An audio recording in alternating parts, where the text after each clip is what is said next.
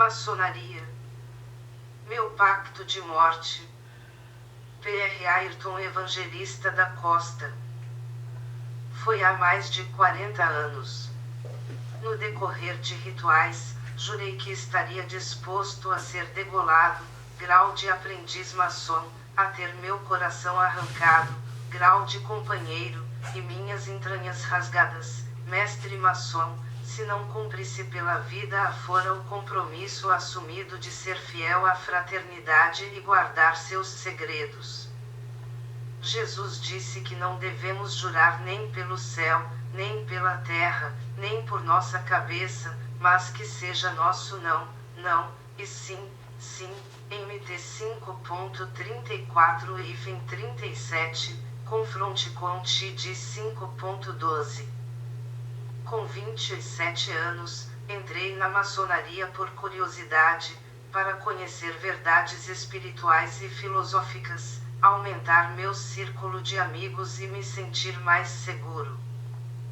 Talvez tenha sido a primeira vez que li o Salmo 133, ó! Quão bom e quão suave é que os irmãos vivam em união. É o que é lido na abertura dos trabalhos. Sobre o altar sagrado dos maçons é colocada uma Bíblia, um Alcorão, ou outro livro santo chamados de volume da lei sagrada. Mas se os membros da loja forem todos judeus, a Bíblia conterá apenas o Antigo Testamento. Na maçonaria, a Bíblia é mais um apetrecho dentre outros símbolos, como o esquadro e o ramo de acácia. Aqui começam as divergências entre maçonaria e cristianismo. De que irmãos a palavra está falando? De irmãos maçônicos ou irmãos em Cristo? Na minha ignorância, entendia que a Bíblia me recomendava viver em união com os demais maçons. Depois compreendi que os verdadeiros irmãos são os que comungam da mesma fé cristã, J.O. 1.12. Portanto, sob juramento, eu estava em estreita comunhão com pecadores confessos. Jurei defendê-los em qualquer circunstância. A maçonaria não faz restrições a quem queira ingressar nos seus quadros, desde que não seja ateu. Ela exige a crença na existência de um ser supremo, a quem o homem tem de prestar contas e de quem depende. Portanto, espíritas e feiticeiros podem ser maçons. Basta que acredite no grande arquiteto do universo, o Deus maçônico. Na minha cidade havia um influente maçom, feiticeiro, que acreditava no Ser Supremo. Estive pessoalmente no seu terreiro, nos meus tempos de ignorância. Os pactos feitos nos graus de aprendiz, companheiro e mestre os únicos por que passei, talvez pareçam para alguns maçons um ritual simbólico, sem muita importância. Mas não é. A boca fala do que está cheio o coração, LC 6.45. Há implicações e ressonâncias no mundo espiritual. Não cabe querer comparar a maçonaria a uma empresa privada, em favor da qual se tenha que guardar alguns segredos profissionais. Não. A maçonaria é uma religião. Tem seu Deus, seus ritos, seus símbolos, códigos secretos e credo. E o cristão não pode servir a dois senhores, ter duas religiões. No dia marcado para minha iniciação, fui visitado por dois maçons. Ao entrar no veículo, colocaram-me uma venda nos olhos. Antes de entrar na loja, circulei alguns minutos pelas ruas da cidade. Permaneci assim, na escuridão, por mais ou menos 2 horas. A venda foi retirada apenas por alguns momentos, para que eu assinasse alguns papéis e reafirmasse o desejo de ser maçom. Chegou o momento. Entrei no salão. Conduziram-me pela mão para que eu circulasse de um lado para outro, passando por caminhos estreitos, tropeçando nas cadeiras. Quando tiraram a venda, dezenas de maçons apontavam para mim com suas espadas. O simbolismo traduzia que eu passara das trevas para a luz, e que os novos irmãos estariam prontos a me defender em qualquer situação. A luz maçônica não melhorou em nada a minha vida espiritual. Encontrei a luz verdadeira 30 anos depois, quando fiz uma confissão pública de entrega da minha vida ao Senhor Jesus. Devo esclarecer que antes mesmo da minha conversão, deixei de frequentar a maçonaria. Fiquei nela não mais do que uns 2 anos. De fato, saí das trevas em que me encontrava. Com a mesma boca com que jurei fidelidade à maçonaria, confessei a Jesus Cristo, aceitando-o como meu Senhor e Salvador pessoal, RM 10.9. Os pactos anteriores foram quebrados. Nasci de novo. A prática maçônica, ritos, símbolos e doutrina é incompatível com a prática cristã. É o que me proponho a examinar. A maçonaria é conceituada como uma religião.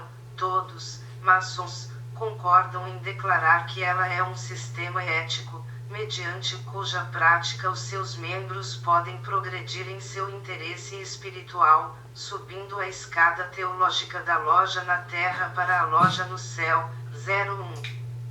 Vejam, seguir a escada teológica da loja para entrar no céu. O caminho do cristão é outro. JO 14.6.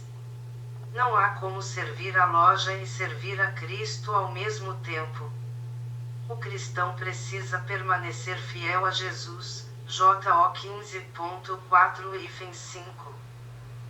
A salvação na maçonaria dá-se pelas obras. O olho que tudo vê, Deus, contempla os recessos mais íntimos do coração humano, e irá recompensar-nos conforme as nossas obras. As obras são necessárias à vida eterna na loja celestial. 02. A doutrina maçônica nega a salvação pela graciosa provisão de Deus através de Jesus Cristo. F1.2-9. A teologia maçônica ensina claramente durante o grau do arco real, rito de York, quando diz a cada candidato que o nome perdido de Deus será agora revelado a ele. O nome dado é Jabulon. Este é um termo composto, juntando Jeová com 2 deuses pagãos Baal, a entidade maligna dos cananeus, JR 19.5, Geise 3.7, 10.6, e o deus egípcio Osíris, 03. Autoridades maçônicas como Coil e o Ritual e Monitor Maçônico Padrão admitem que Bul-ou-Bel se refere à divindade cananeia ou assíria Baal, e que On se reporta à divindade egípcia Osíris. Wagner revela o objetivo maçônico nessa trindade pagã. Neste nome composto é feita uma tentativa de mostrar, mediante uma coordenação de nomes divinos, a unidade, identidade e harmonia das ideias hebraicas, assírias e egípcias sobre Deus, e a harmonia da religião do arco real com essas religiões antigas. Esta unidade de Deus maçônica é peculiar. A doutrina ensina que os nomes diferentes dos deuses, como Brahma, Jeová, Baal, Bel, On, etc., denotam o princípio gerador, e que todas as religiões são essencialmente as mesmas em suas ideias do divino. 04. A Bíblia diz: não terás outros deuses diante de mim. Não as adorarás, nem lhes darás culto. Ex 20.35. Leiam a advertência bíblica: desprezaram todos os mandamentos do Senhor, e serviram a Baal. 2 RS 17.16. A unidade do Deus bíblico está no Pai, e no Filho e no Espírito Santo. A doutrina maçônica diz que o candidato passou este longo tempo na escuridão e agora busca ser levado para a luz. Está no ritual do primeiro grau. como um filho de Deus, nova criatura em Cristo Jesus, pode aceitar tal doutrina. Somos a luz do mundo e o sal da terra, MT 5.13 e 14. Vejam. Pois outrora erais trevas, porém agora sois luz no Senhor, andai como filhos da luz, F 5.8.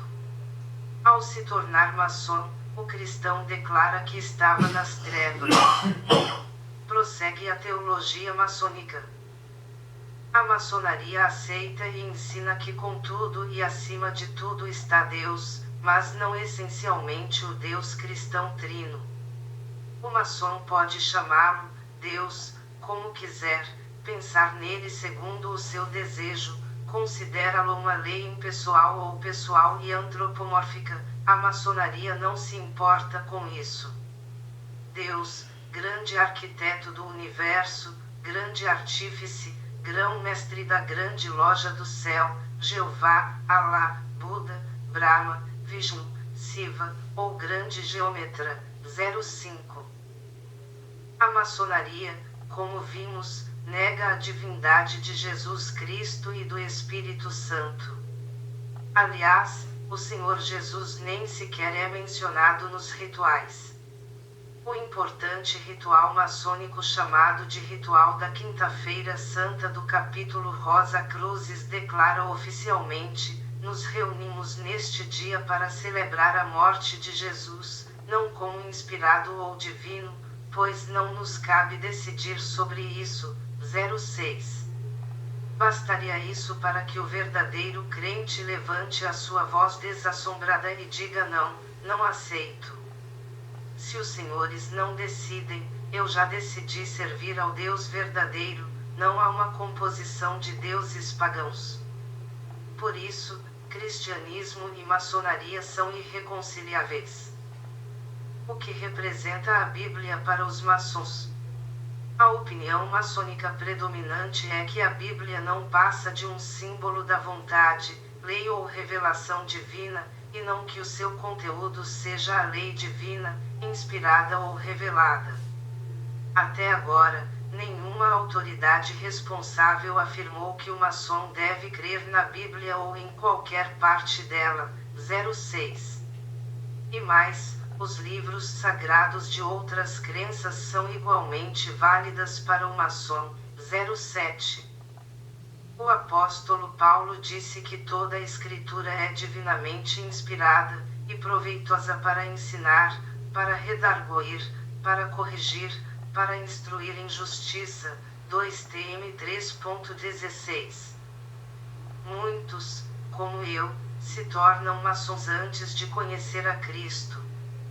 Agora, como cristãos, precisam renunciar à fé maçônica e quebrar o juramento feito.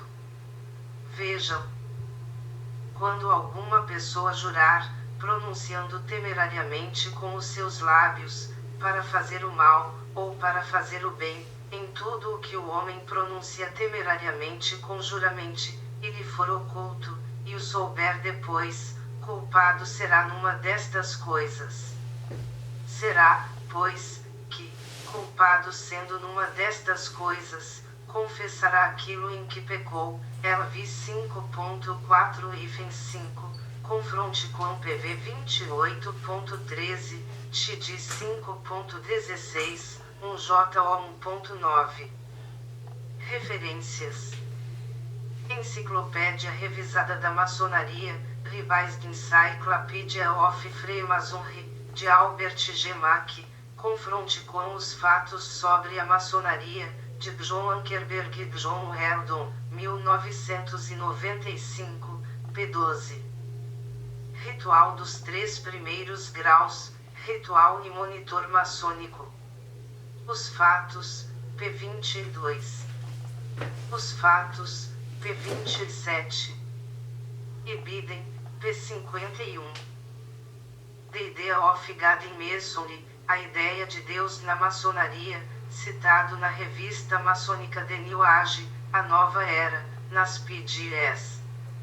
269 SS, citado em Os Fatos, pg 53. Enciclopédia Maçônica de Coil, Coilesse Masonic Encyclopedia, citada em Os Fatos, p. 59. A Revised Encyclopedia of Freemasonry, Enciclopédia Revisada da Maçonaria, de Mack, confronte com os fatos, p. 59/60.